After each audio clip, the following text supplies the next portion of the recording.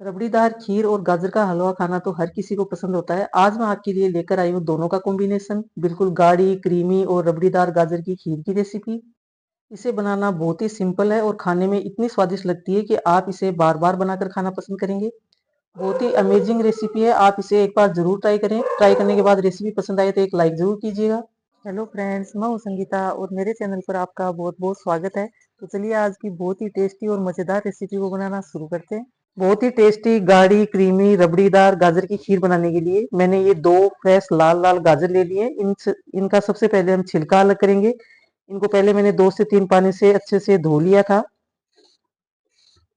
गाजर को छीलने के बाद एक बार फिर से मैंने इसे पानी से धो लिया है और फिर इसे बड़े बड़े टुकड़ों में काट लिया ताकि कद्दूकस करने में आसानी हो। और देखिए, जब भी आप गाजर लें तो इनका ये जो अंदर वाला पार्ट होता है ये लाल लाल होगा। मीठी गाजर होंगी तो अपनी खीर और भी ज्यादा टेस्टी बनेगी।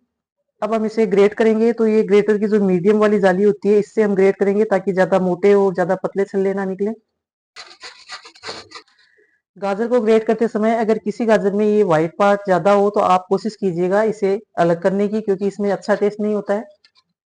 सारी गाजर को ग्रेट करने के बाद अब चलते हैं खीर बनाने के प्रोसेस में। अगर आप ज्यादा मात्रा में खीर बना रहे हैं तो उस हिसाब से आप गाजर ले लें।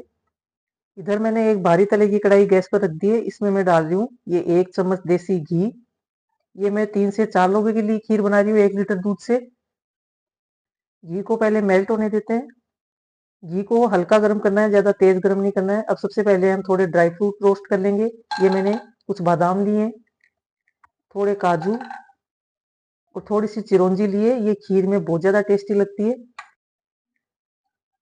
ड्राई फ्रूट आप अपने अनुसार कम ज्यादा या फिर जो आपको पसंद हो वो आप ले सकते हैं। और इनको कुछ सेकंड के लिए हमें रोस्ट करना है, ज्यादा इनको जलाना नहीं है। किसी भी चीज में हम ड्राई फ्रूट डालते हैं उनको थोड़ा रोस्ट करके डालते हैं तो उनका अच्छा क्रंच आता है। वैसे आप बिना रोस्ट किए भी डाल सकते हैं। 30 से 40 सेकंड इनको रोस्ट करने के बाद निकाल लेते हैं एक प्लेट में। अब गरम घी में डाल देंगे हमारी ग्रेटेड गाजर। अब मीडियम फ्लेम पर हमें गाजर को घी के साथ चलाते हुए 2 से 3 मिनट के लिए भूनना है। आपने गाजर का हलवा तो खूब बार बनाया और खाया होगा। आप एक बार ये गाजर की खीर बनाकर देखिए, बहुत गजब की स्वादिष्ट बनती है। आप इसे व्रत में भी खा सकते हैं और शिवरात्रि आ रही है तो आप फटाफट से किचन में जाइए और फटाफट से ये खीर बनाइए और सबको खिलाइए। और मुझे कमेंट करके बताइए कैसी लगी आपको। गाजर को 2-3 मिनट भूनने के बाद ये हल्की सॉफ्ट हो गई है और देखिए कम भी हो गई है।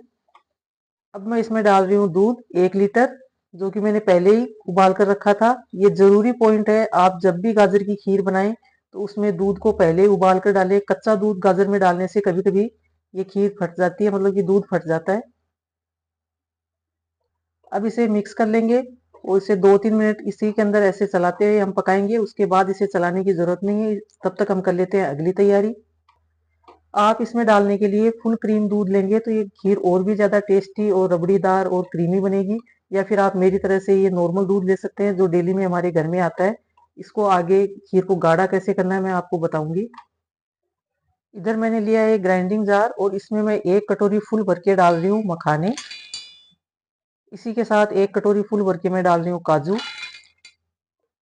अब इनको बारीक पीस कर और हम खीर में डालेंगे इनका पाउडर बना के। इससे खीर अच्छी गाढ़ी क्रीमी और रबड़ीदार बनकर तैयार होगी।